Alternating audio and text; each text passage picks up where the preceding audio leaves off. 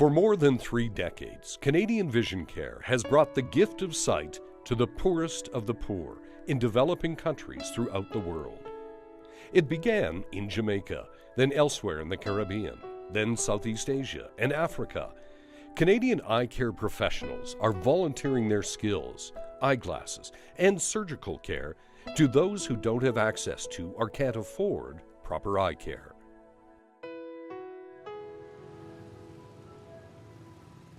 A natural disaster required them to travel to the Philippines shortly after it was devastated by a powerful super typhoon. Look at me, sir. Look at me. A team of volunteer optometrists from Canadian Vision Care have come to help. Many pairs of glasses were lost or destroyed in the storm. Many of the poor have never had an eye exam. 7-year-old Jamar Kanaise can barely see, and he's never been to school. The optometrist is Dr. Barry Tynes from Shaunavon, Saskatchewan. With help from a volunteer, a new pair of frames are selected. His mother says she now has to hand feed him and watch him constantly. She's been unable to work because of his eyes. His new glasses will change 2 lives. Hindi, sir. Yung tinatabi ko lang. He's very thankful for that. Kim can be a normal boy again. Maggie has been using these broken, wrong prescription glasses for 14 years. Minus 1250. It's all she could find. They were battered in the typhoon and taped back together. The eye doctor and the frames came from Canada. The lenses will come from Manila. As an optometry student, Bob Erlinson began donating his skills a couple of weeks each year to help people. He keeps coming back. It gives you a really good feeling, a feeling of accomplishment. People are very thankful. They don't have anything. So to give them something it feels good. In the Philippines, Canadian Vision Care saw more than 6,000 patients in less than 2 weeks. This organization, built on a foundation of compassion and a desire to make a difference, has sustained itself because of 3 key elements. It's just the absolute need. People who can't see and you can help them see, whether it's cataract surgery or putting a pair of glasses on a child who's minus 20 and has never seen in their life. The second reason is I think because we've always gone down as teams, I think there's a camaraderie that develops between the people having a shared goal or a shared vision. And finally, I think that you actually develop fellowship. We always insist on working with partners in the local country so that you actually end up developing some long-term, really interesting relationships with those volunteers in the country, often Lions members or similar people in the community.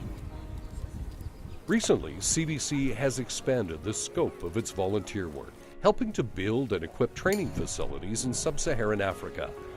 In Malawi, a Canadian Vision Care team works with young people, helping to train young optometrists able to work in their own language and in their own country. At outreach clinics, they are seeing patients desperately in need. These people, we're seeing people in their 40s, 50s, and 60s who have never had eye exams before, and it's just those moments of enlightenment for the patients when they put on that pair of glasses or, you have that conversation and that disease is diagnosed.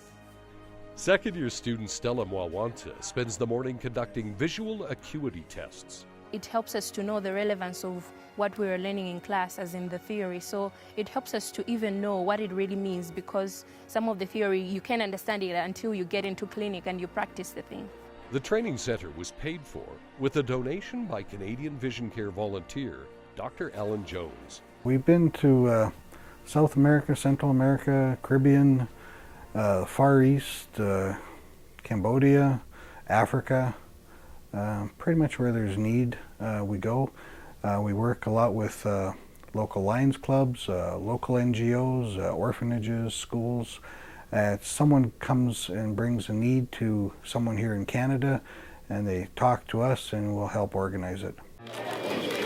Throughout the world, Canadian Vision Care works closely with Lions clubs. Partnering with local clubs, they organize outreach clinics in the developing world. In Canada, Lions clubs gather used eyeglasses from across the country. Volunteers sort them, document prescriptions, and clean them. These glasses come from all over Canada. Those that are usable are packed and shipped to where they're needed most.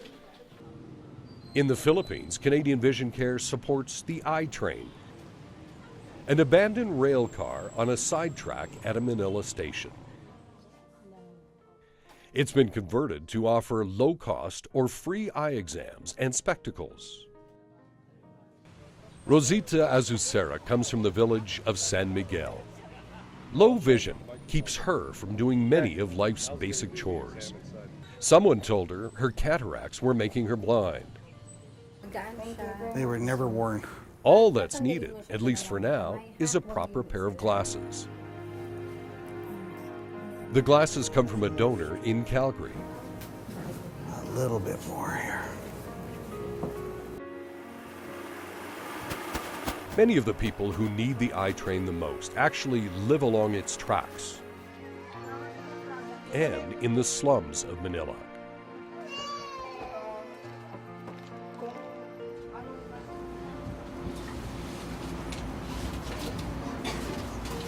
Within minutes of entering the I-Train, We're 6 yung afternoon 5. being examined by an optometrist, and fitted with glasses, they will see properly, often for the first time in many years.